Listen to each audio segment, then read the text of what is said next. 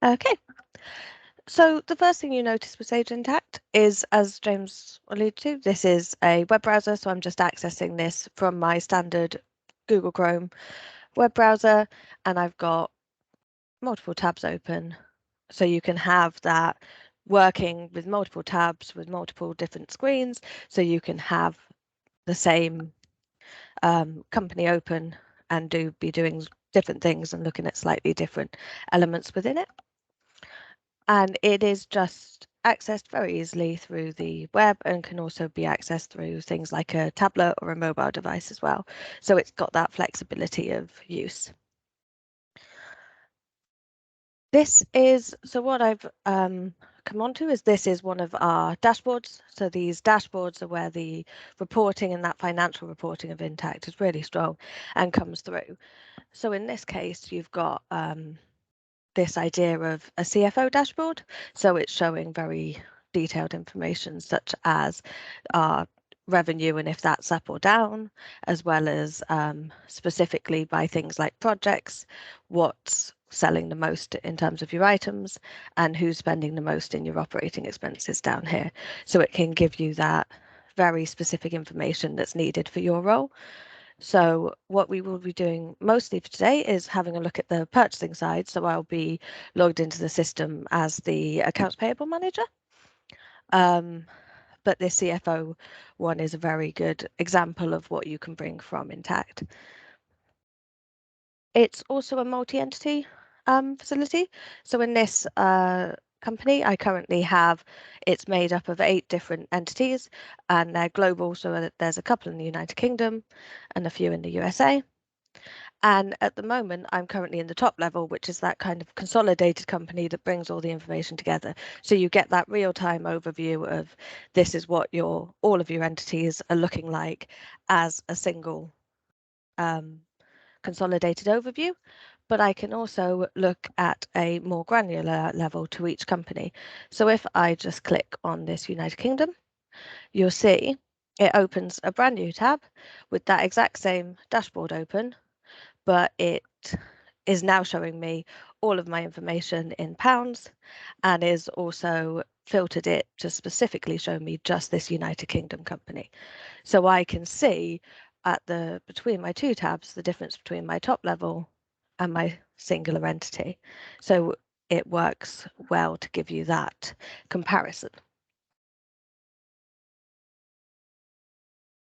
And you'll also notice that because I'm in the United Kingdom company, my bar at the top has gone from being orange to being this slightly greeny blue, just so it gives you that visual glance to let you know that you're in a different company.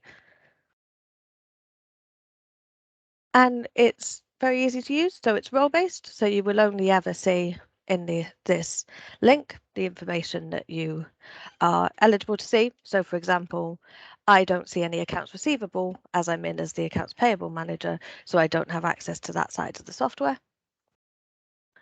And I can use favorites as well. So if for example, if I was in purchasing, so I regularly put on things like purchase requisitions or wanted to see my list of suppliers, I can favorite these and then they're accessed through a smaller favorites menu. So you can quickly jump around the system to the bits you need on a daily basis.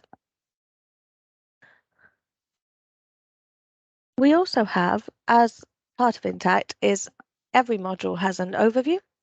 And this easily breaks down the information that it thinks you're most likely to want to view. And it groups it nicely into these 3 areas of data, tasks, and report. So your datas will give you those areas which it thinks you need to maintain. So your supplier list, your list of items, those things that will help you, that you need to have as data in the background, but you may not necessarily need to be adding new things to every day. And then we have the tasks, which gives you this kind of workflow. So here you can see through the requisition, right through to the order, the receiving it, and then the purchase invoice as well. And you can see that because I'm using role-based permissions, my approve option is grayed out because I don't have permission to approve these transactions. Somebody else would have to do them. So we do have those approval levels as well. And then it groups it into those standard reports you think you might need. So in this case, things like your supplier list or your list of transactions, but as well as any specific reports that you yourself have favorited and want to use more regularly. So if I just take you through the how the purchasing works in Intacct, if I just click this, I go straight into creating a purchase requisition, at which point you can select supplier, and this filters the list based on what you type, so you can just search by typing the right thing, or you can use the find button to find the actual information you need. And we also have the option to, if you are putting on something like a purchase requisition, you can add a new supplier whilst you're putting it on. So you don't need to be going to multiple areas to add this information. You can easily add a new supplier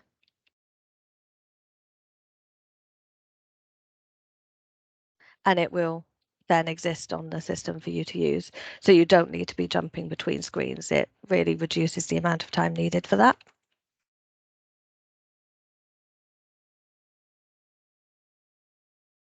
So it will pick up things such from your supplier list, such as this payment terms. So this can be changed. I can alter this round, but it's picking up my default payment terms from that supplier, as well as my default pay to and return to contacts. It's multi-currency. So in this case, I'm using a UK supplier in my UK company. So the transaction currency has assumed I will want to use GBP, but you can change this to use any other currency that you have set up. So I've got US dollars, Canadian dollars, or South African rand. And this exchange rate that it would pull through is Intacct has a deal with Oanda, and it just pulls through the daily exchange rate from Oanda, so it's always up to date with that exchange rate. So you then got the option to add your items. And again, this can work the same way as that supplier, where I can add new ones. I can also use that find button to, if I don't know exactly what I'm looking for. We do have multi-location. So here I can choose, I've got 3 warehouses just called 100, 200, and 300 that are assigned to this laptop item. So I can pick any of them necessary. And if I click this show details, I can even see available quantities. So at this point of putting on a purchase requisition, I can see that in warehouse 1, I currently have 12 on hand with 1 on hold, so I've got 11 available. So I can see those extra details at that point of entering the requisition. I can also, if I want to view anywhere in the system where it's blue, so if the writing and text is blue, it means you can drill down into that detail and find more. So if I click on this item ID, this quickly jumps to show me that item ID for the laptops, and it gives me this top header to just give me that overview information I might need to let me know when I last sold it, when I last received one, and also how many are on order, how many are on hand, anything that's on hold. So you get that top level, this is exactly what you've got, and this is when you're last using it. But as you see, I can also use here to search for more detailed information, such as my supplier history as to who's buying it, who I'm buying it off, and what their costs are. So I can see those further details just out all from this requisition page. And if I click done, I can just go back to the requisition. We also have these dimensions. So one of the things that sets Intacct apart is its flexible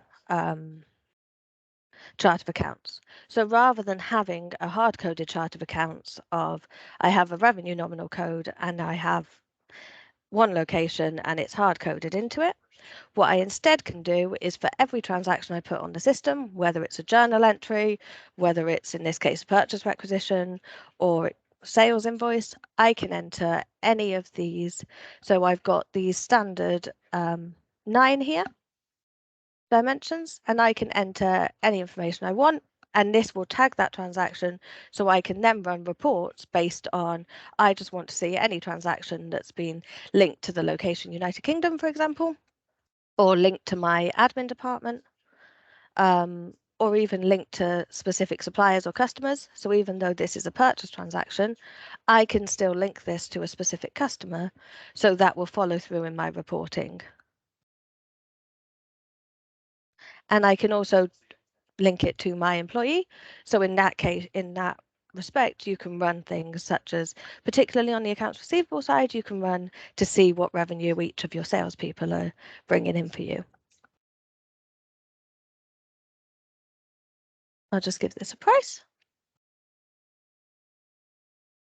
And then I've got two options. I can draft, in which case it will just save it as a draft, so I can come back, I can add more details, I can add more items, or I can just submit it, and that will submit that and send it for approval. So if I go to my purchase requisition list, you'll see this one I've just created is currently pending, which means it's been put into the system, it's approved, you're good to start converting it into a purchase order. If it instead needed approval, it would be met with a submitted state. So one thing Intacct does is if I click convert, you can see I can choose whether this is a purchase order or an inventory purchase order. And this is transactions which are configured by you depending on what kind of documents and what type of transactions you use in your business. So in this case, it's got a purchase order which would not affect the stock level. So if I entered this as a purchase order, that item of laptops would not affect my stock level. Or I can enter it as a purchase order inventory to have it affect the stock level and require that receipt of a shipment in. So you've got those options to create different workflows for different items, for different transaction types that you need. It's not that one purchase requisition to purchase order for everything. You've got the option to choose your own workflow. And you'll also see this reduces that need for duplication. So this has just filled out everything from the purchase requisition. It's pulled it through. I don't need to add anything if I don't have to. I might want to, for example, in this case, I've got supplier document number. So I might want to add a supplier document number or a reference, or I might need to add an attachment. So you can, anywhere in the system, you can just add attachments, give it an ID, give it a name,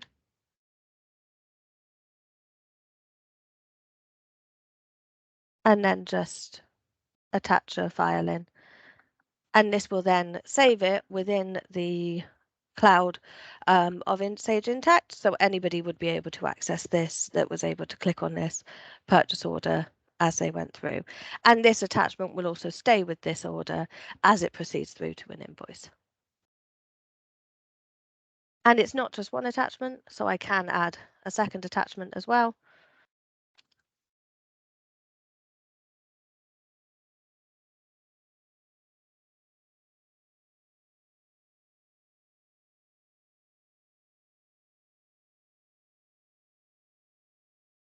So you can see there, both the attachments are saved.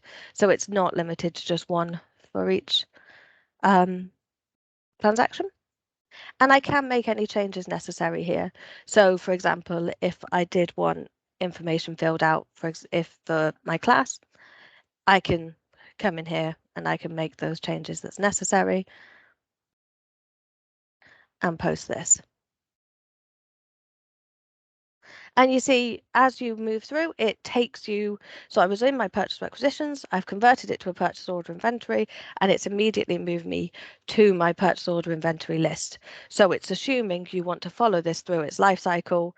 So it's taking you with it to the next transaction rather than leaving you in your purchase requisition list. So I can keep converting this through to a receiver. And as you can see, don't need to make any changes. I might want to double check. So I may want to double check, for example, that available quantities to see that actually I might want to bring it into a different warehouse.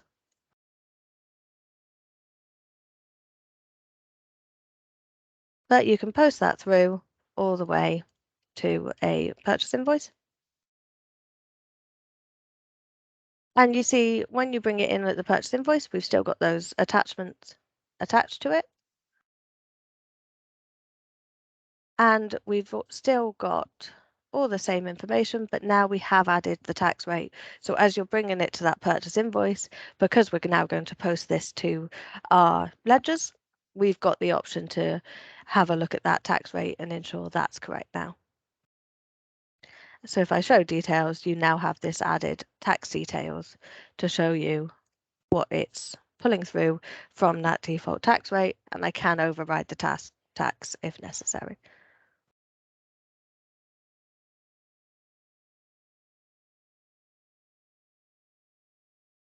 So if I post this, we've now got that purchase invoice, followed it through, that inventory has come in, and that's there. And we can here, if we needed to return this or create credit, we can still now convert it to either of those options. But if I jump into my accounts payable, you can see this is now showing up on my accounts payable as that AP invoice. And you've got these options for your attachment, you can see, and we can also print it or email it.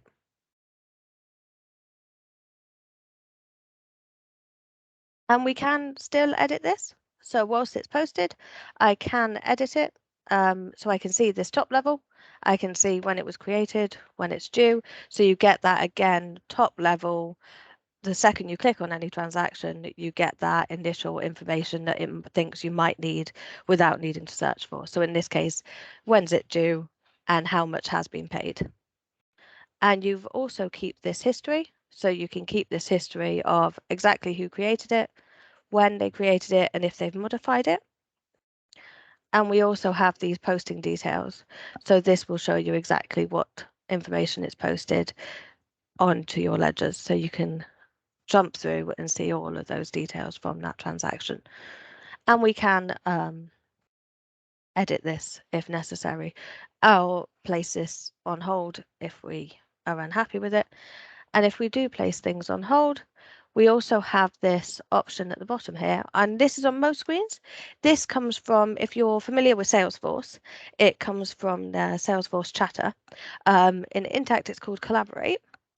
And this is, you can post details. So in this case, I can post it to this record of information of why it might be on hold.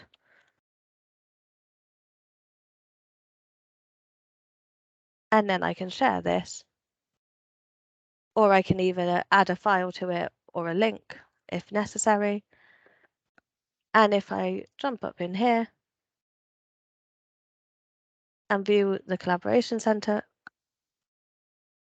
you'll see that this then appears in other people's feeds for them to see that I've put something on hold. So it's and you can, as you can see from these ones down here, you can say to certain people to specifically send it to them to ask them to have a look at it.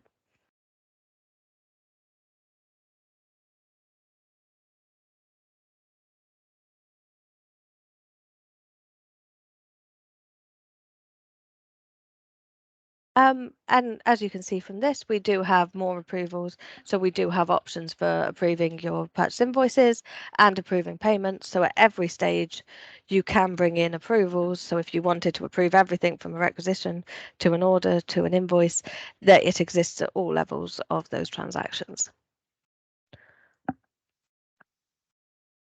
For the payments, so when we are paying, we've got the option to select our payment method as well as payment currency. And your payment currency will determine which invoices show in your payment run. So if I pick US dollars, it will only show any invoices for US dollars. If I pick GBP, it will show any invoices in GBP. And you can filter these down. So we've got these standard filters of picking suppliers. So I can pick a specific supplier I want to pay. Or I can pick a specific due date. So I want anything that's past due and apply that filter. So you get these standard filters. But if you require a bit more detailed filters to really limit which suppliers you want to pay, we have these filter sets. So the kind of things I can do here is I've got some standard ones which I've already built in. So I can filter anything. So I only want to pay anything over 5,000, or I can filter it to in that location where I had United Kingdom, I could have put London and I can filter that to just invoices with the London location. So if I had a London branch, I could filter, actually, I just want to pay my London branch. Or I can just clear the filters and see everything that's due to pay. And as with anything that's blue, I can drill into it. So in this case, I can drill into this purchase invoice here, and I can get that detail of, okay, this is 4 days overdue. And I can see all those details of exactly what was involved in this and what the history, so when was it created, who created it, as well as any postings. And I can edit them or change them around from this screen, or I can just view each line detail individually.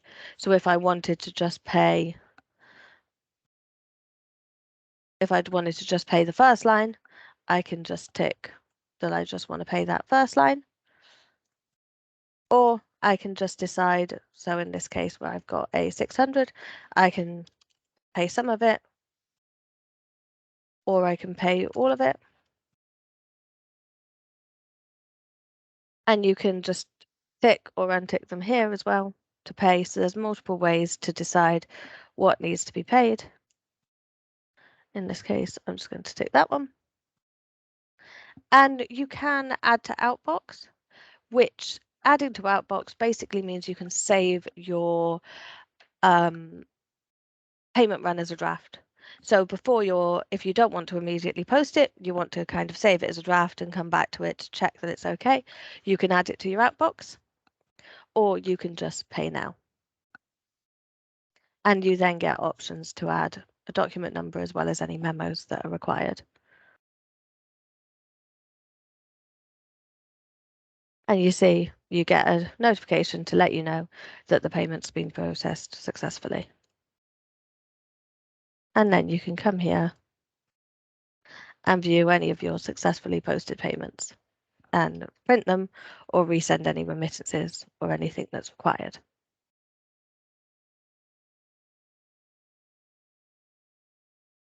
So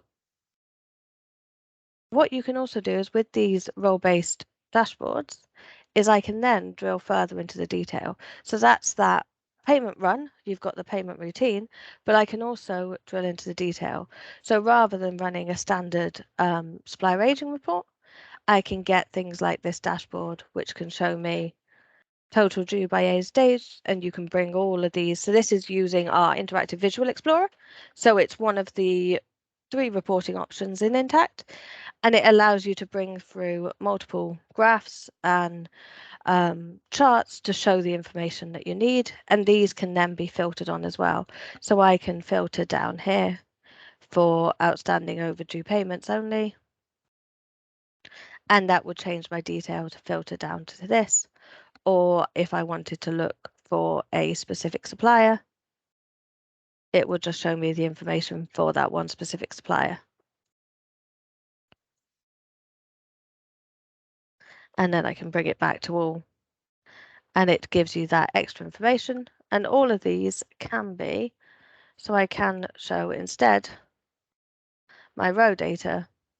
So if you wanted to just see it as that chart, we can bring it from the charts and the graphs to just give you the table showing that information that's necessary.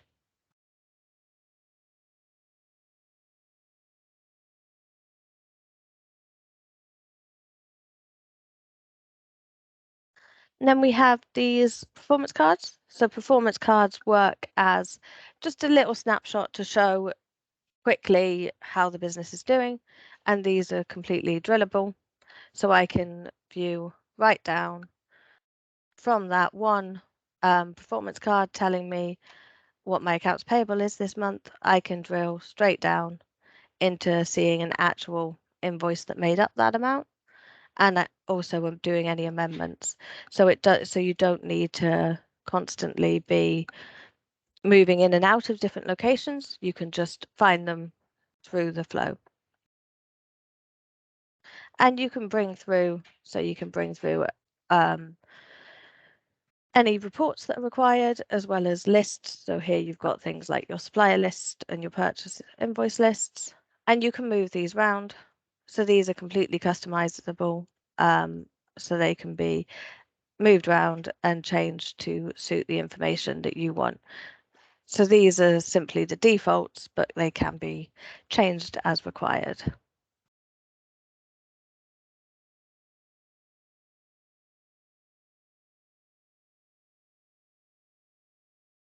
Okay.